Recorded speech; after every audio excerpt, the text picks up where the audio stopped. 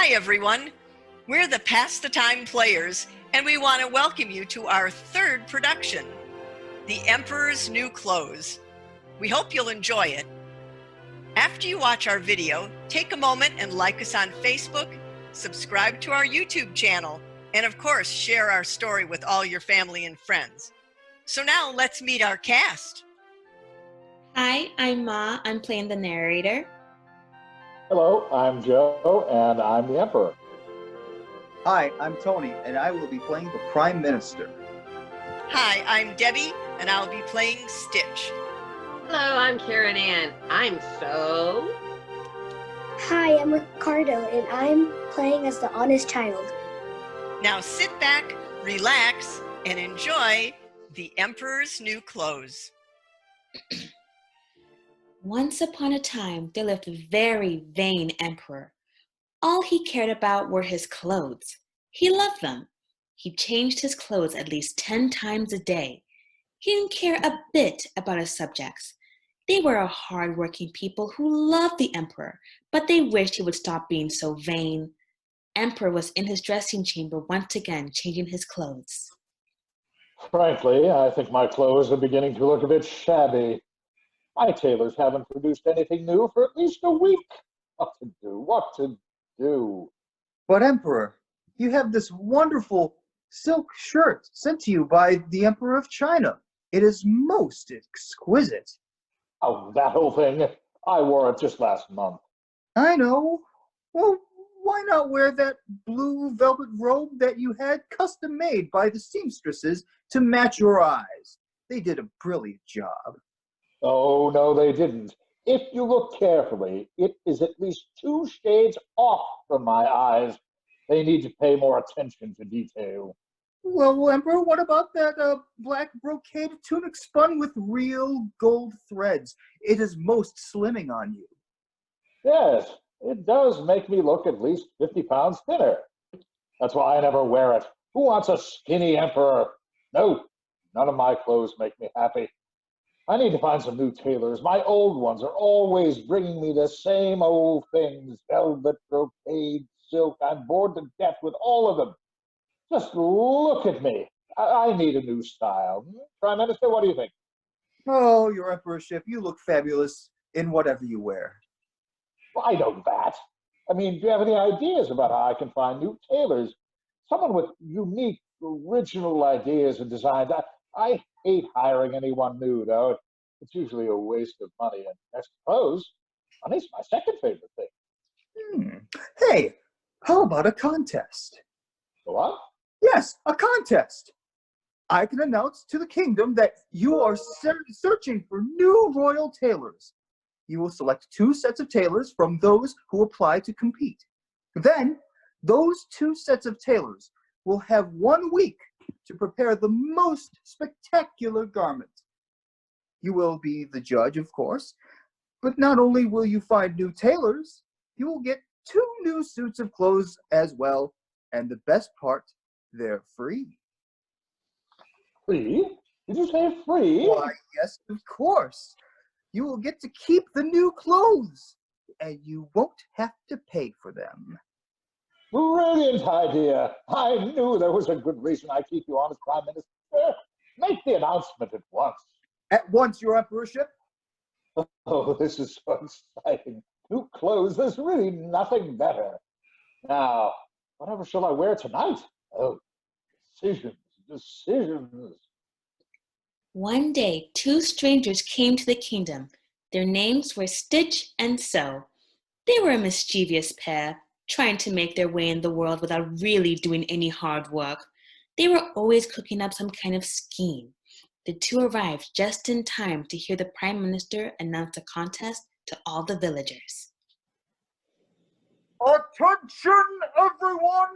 Attention! I have a very important proclamation from the Emperor. His Most Royal Emperor is sponsoring a contest to find the best tailors in the Empire. Tomorrow, anyone who is interested is to come to the palace with a sample of their fabrics. The winners of the competition will receive a year's supply of gold and silver.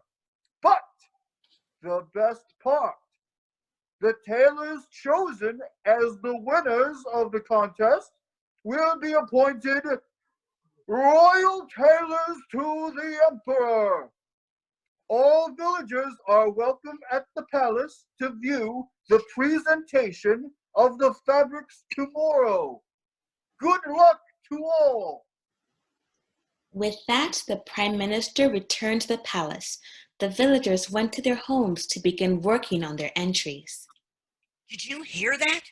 The emperor is having a contest to see who can produce the most elaborate fabric. The winner gets a year's supply of gold and silver. That's great. We'll be rich.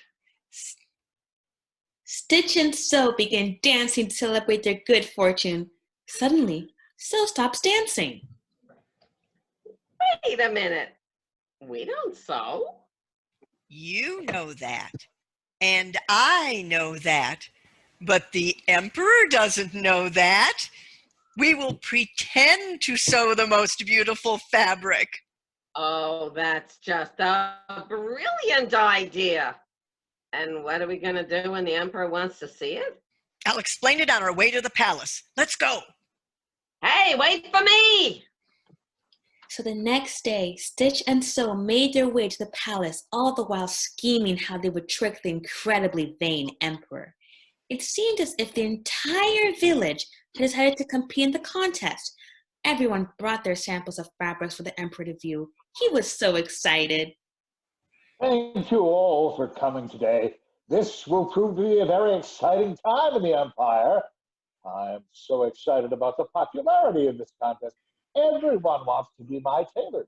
Then why not? I am the emperor.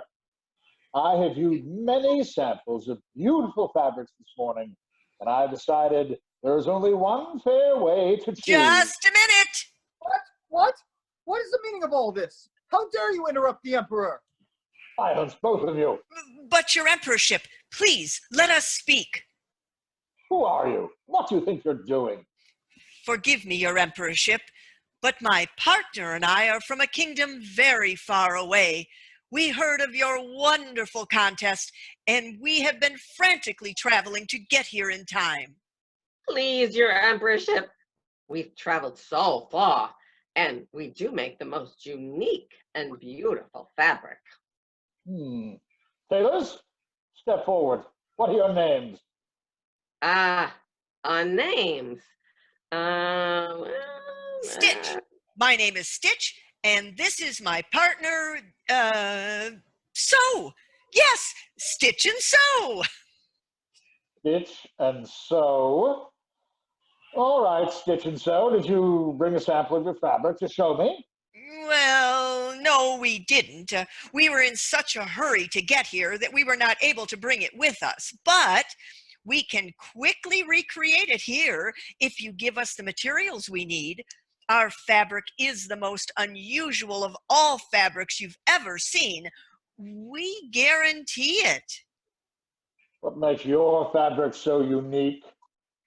You can't see it? Can't see it, eh? Surely you joke. Prime Minister, summon the guards and take these two away. How dare they waste my time? With pleasure, your emperorship. No, please, let me explain.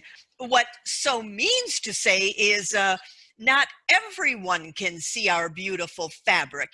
It can only be seen by intelligent people. What? Yes, only smart people can see our fabric.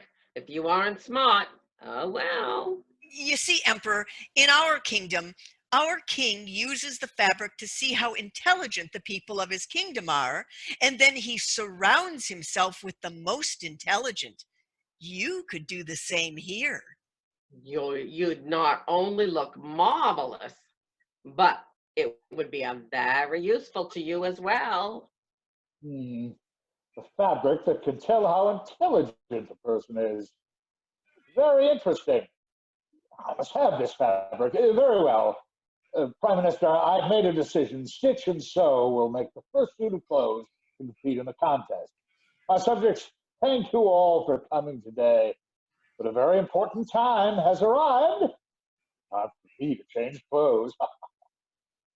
The emperor left the hall. The disheartened villagers went back to their homes, and the prime minister escorted Stitch and Sew to their new lavish workroom, complete with a work table, scissors, and 2 incredibly comfortable-looking beds.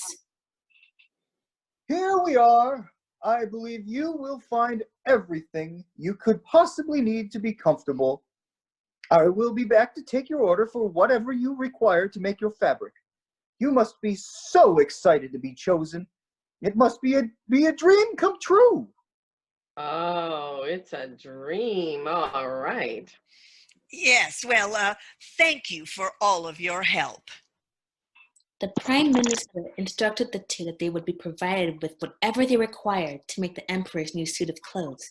He then left their workroom. You have to watch what you're saying. Oh, sorry. I wasn't thinking. Well, you have to be careful. This could be the greatest scheme we have ever dreamed up. The emperor is going to supply us with everything we need. But Stitch, I don't get it. How can we're going to get rich by pretending we can weave? Do I have to explain everything? So nodded. In a few minutes, we will tell the prime minister what we need to weave our fabric. Stitch, we don't need anything. We can't weave. My mother could weave. Oh, she was amazing. She could Oh, be quiet and let me explain. Sorry. Now, as I was saying, the prime minister will be coming to see what we need. We will tell him we need 50 pounds of gold and 50 pounds of silver to weave our fabric. He will have it brought to our chamber, and then when everyone is gone, we will hide it. Oh, I get it. We keep on hiding it until we can safely escape. Oh, brilliant. Just brilliant. There is a knock at the door, and the prime minister returns. Tailors, I am here to warn you that the emperor is very particular. Tell me again, what exactly does your fabric do? It is most extraordinary. It can only be seen by intelligent people. Really?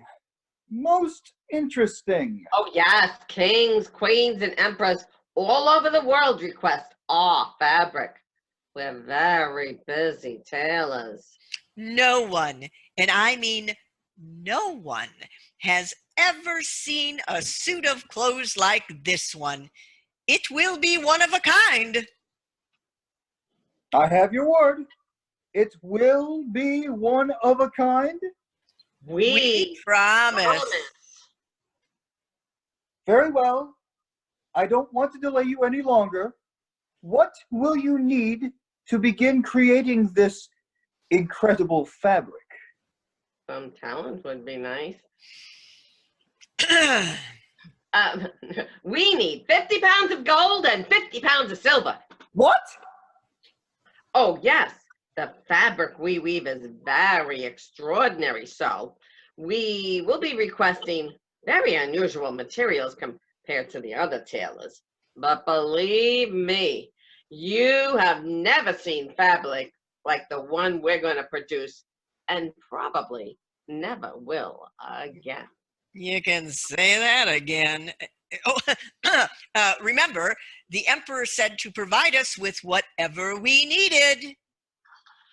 Okay, very well. I will have what you requested delivered at once. I hope you realize if you are not chosen as the new royal tailors, you will have to pay everything back to the emperor. Oh, don't worry. We understand completely.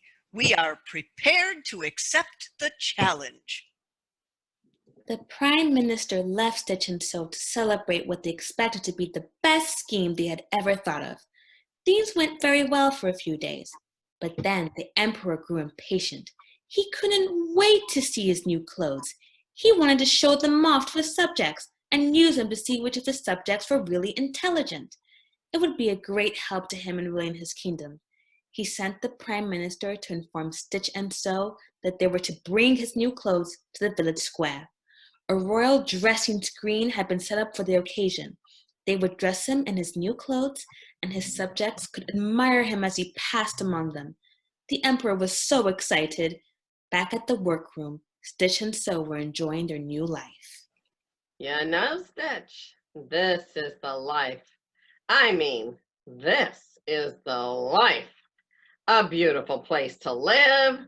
Any food you can think of is brought at the ringing of a bell, and perfectly prepared. I must say, gold, silver, and the gems brought to us whenever we ask. I wish we could live here forever. What a life. Don't get too comfortable. It's been pretty easy so far. Who would have ever thought we would stumble upon such a gullible emperor? Oh, yes, your emperorship. The cloth we weave is invisible.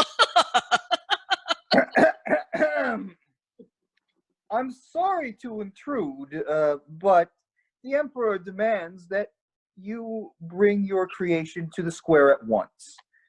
He commands you to dress him in the new clothes for all his subjects to admire today. Today? Today? Today! With that, the Prime Minister turned and left the room.